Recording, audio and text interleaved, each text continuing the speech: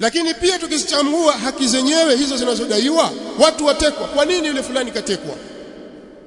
Sisi tusikia baadhi ya tusoma kwenye mitandao, mtu akaa kwenye mtandao anamtukana mtu. Uislamu umekataza kutukana.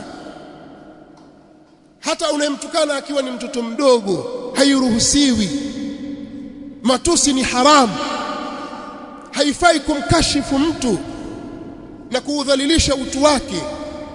Haifai tatabu'ul aurat katika Uislamu, mtu kufuatilia aibu za watu na kasoro zao, afanya nini, enda wapi, ana nini, ukaanza kumchimbua mtu, haifai. Sasa haya ndio yaliyojaa kwenye mitandao, mambo ya dhulma na uadui. Atukanwa mtu, baba wa fulani au mama wa fulani, kwa matusi ya nguoni.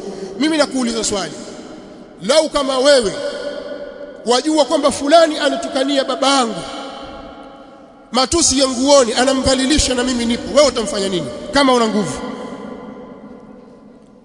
Sasa vipi jambo la kiongozi mtawala wa nchi asimame mtu aanze kumtukana mwingine? Sasa kama kuna dini inaruhusu mambo hayo na upuuzi huo, Uislamu hauruhusu jambo hilo. Sisi kwenye Uislamu hatuna mambo hayo. Upumbavu wa aina hiyo kwetu hakuna. Uko huko kwingine kwamba huyu anatukana atukane tu, asichukuliwe watu zozote. Wewe mzazi, mkanye mtoto wako. Wewe mlezi, mkanye mwanao unayemlea, asitukane watu. Kwa sababu ukimtukana baba au mama wa mtu, mwanao akimtukana mzazi wa mtu, basi siku ukitukanwa na wewe usilalamike, bali ukichukuliwa hatua au yeye akichukuliwa hatua usilalamike. Sasa inakuwaje tunabadilisha mizani sisi?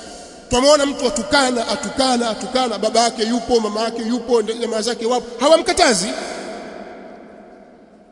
Anapotiwa nguvuni sisi tunalalamika, mwanangu. Wewe una wazimu.